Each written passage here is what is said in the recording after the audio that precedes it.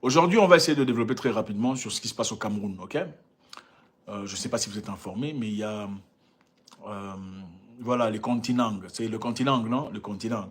Il y a des informations selon lesquelles M. Paul Biya serait probable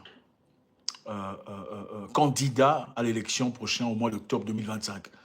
Très intéressant comme sujet, je pense qu'il est essentiel de jeter un coup d'œil pour voir ce qui se passe. Monsieur Paul Biya, 92 ans d'âge, 91 ans d'âge, à peu près, et demi. Vous savez qu'on est encore plus jeune, on a tendance à dire j'ai 15 ans et demi, n'est-ce pas? Un enfant de 15 ans te dira j'ai 15 ans et demi. Non, non, non, j'ai pas 15 ans, c'est 15 ans et demi. Non, non, non, c'est pas 16 ans, c'est 16 ans et demi. Le et demi là est très important. Mais c'est quand vous avez 30 ans que vous oubliez tout ça. Donc, M. Paul Biya, actuellement, on reçoit beaucoup de pushback venant présentement des évêques catholiques, principalement des évêques catholiques qui poussent, qui accusent déjà une possibilité de M. Paul Biya de vouloir se représenter encore une fois aux élections présidentielles. Qu'est-ce que vous en pensez? Okay, on va essayer de voir très rapidement qu'est-ce que les évêques camerounais, les évêques camerounais sont en feu. Ils sont très en colère contre M. Paul Biya.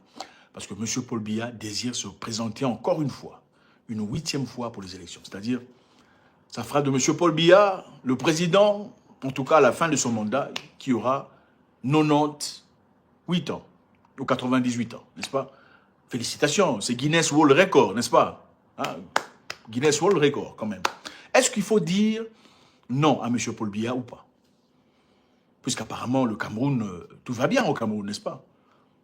Alors, on va essayer de voir ce que les évêques disent par rapport à M. Paul Biya. Okay, les évêques catholiques exhortent que le président Paul Biya se retire avant les élections d'octobre 2025. Alors que le Cameroun se prépare à une élection présidentielle cruciale en octobre 2025, les évêques catholiques de tous les pays sont amplifiés et sont présents sur leur appel de démission du président du Cameroun. Okay, invoquant des problèmes de santé. On dit qu'il est vieux.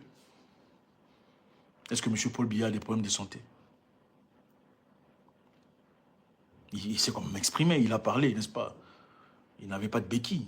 Il n'était pas en train de trembloter. A-t-il de problèmes de santé? Est-ce que l'âge est un problème? Point d'interrogation. Sont-ils trop vieux? Alors, on a déclaré par M. Barthélemy Yaounda.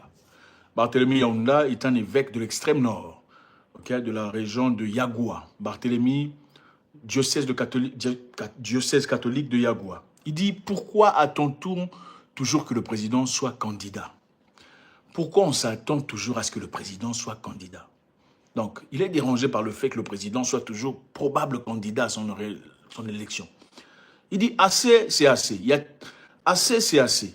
Expliquant que M. Biya est trop vieux pour continuer à diriger les affaires de la nation. Êtes-vous d'accord par rapport à ça? Et je voudrais avoir les Camerounais ici. Hein. Les Camerounais sont là. Hein? Parce qu'apparemment, la vie au Cameroun est bien. Enfin, si la vie est belle au Cameroun. D'ailleurs, récemment, il y a un ami camerounais qui me disait que le Cameroun, c'est un pays merveilleux. Hein. Les choses vont très bien au Cameroun, n'est-ce pas? Le Cameroun, c'est meilleur que la Côte d'Ivoire. Le Cameroun, c'est meilleur que le Sénégal, disait-il. Le Cameroun, le Rwanda ne peut pas comparer. La RDC, le Cameroun, le Burundi, c'est mieux.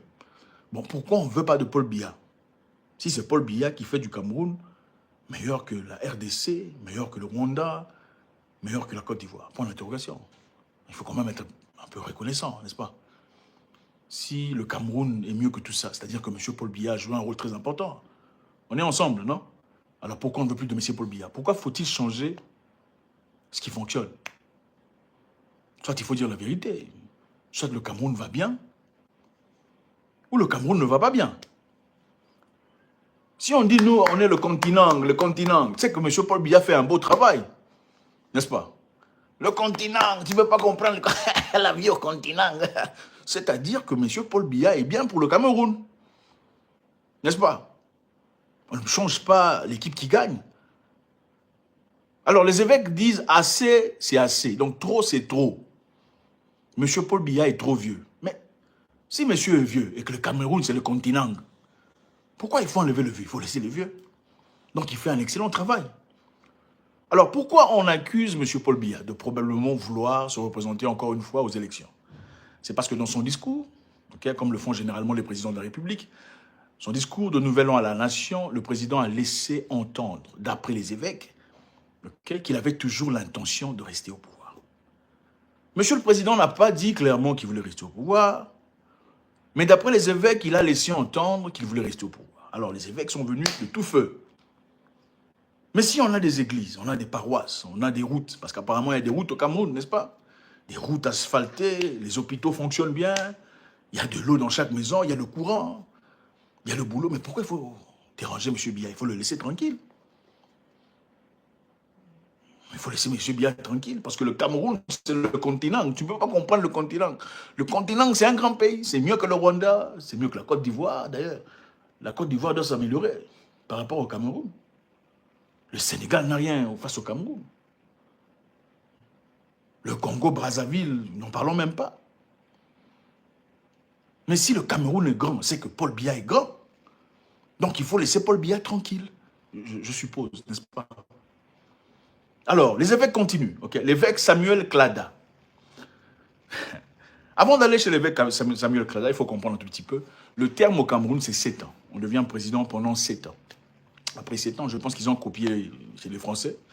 Vous savez, généralement, la francolatrie, c'est-à-dire l'Afrique francophone, aime copier ses oppresseurs. Je ne sais pas si vous avez remarqué, c'est très intéressant de voir les pays africains colonisés par la France. Ils veulent, les jeunes veulent tous partir à Paris. Hein, vous avez remarqué ça?